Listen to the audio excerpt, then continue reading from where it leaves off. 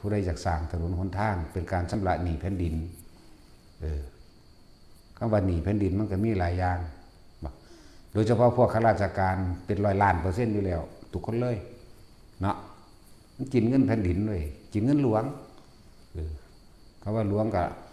คนทั้งหลายเนี่ยหลวงก็เลยหลวงหลายแผ่นดินหลวงกับแผ่นดินพระเจ้าแผ่นดินนั่นแหละแล้วก็มาบริหารเงินแผ่นดินจังซั่นสิเลยว่ากินเงินหลวงกินเวลาหลวงอยากชำระหนี้แผ่นดินจังซี่ก็ร่วมกันบริจาคมาพุละบาท2 บาทพวกเจ้าสิได้มากได้หน่อยเนี่ยขึ้นอยู่กับการพวกเจ้าสำนึกได้เด้อสำนึกตามความเป็นจริงแม้นผมบ่เคยเป็นข้าราชการก็สร้างบัดนี้ถนนหนทางที่กูเที่ยวไปเที่ยวมาเนี่ยจักไผสั่งไว้กูคือเที่ยวลองเฮ็ดขึ้นมั่งเข้าใจว่าล่ะจักไผเฮ็ดไว้อยู่ไสมันเฮาไปภาคใต้ภาคเหนือเฮาบ่ได้ไปเฮ็ดเด้เนาะเฮาคือเที่ยวได้ลองเฮ็ดเจ้าของเองมึงดูนะคือเฮาเฮ็ดทางอยู่เดียวนี่แหละเฮาขยายไร่ทางบ้านดอนไหลข้างละเม็ด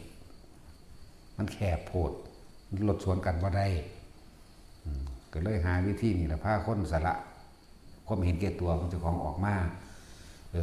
แล้วก็พร้อมกับการได้สำนึกตนเองพร้อมว่าเฮาเป็นหนี้แผ่นดินแบบใดข้าราชการนี่เป็น100 ล้าน% นะฝึกหัดสละออกมาเรื่อยตัวท้าทายกันได้เลยว่าเอาเบิดโลกนี่ก็ได้ที่เพราะโกงเวลาของราชการของหลวงบ่มีจักคนท้าทายเลยก็ได้เนาะอย่างว่าซั่นแต่ว่าเรื่องประเทศไทยว่าเต็มที่ เห็นแก่ตัวเต็มที่นะ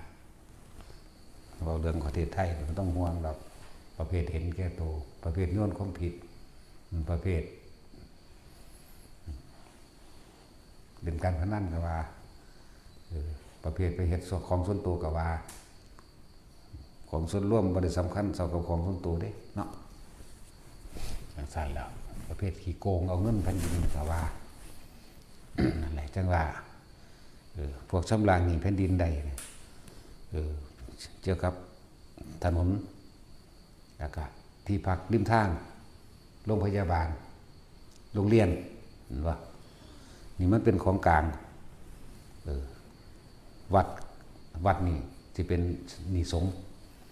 แต่ว่าคนที่บ่เคยมีหนี้สงฆ์ก็เป็นชำระหนี้แผ่นดินก็ได้ยิ่งมหาศาลพวกนี้เพราะว่าเป็นแผ่นดินที่รองรับคนที่เขามาฝึกหัดปฏิบัติความเห็นแก่ตนของตนเอง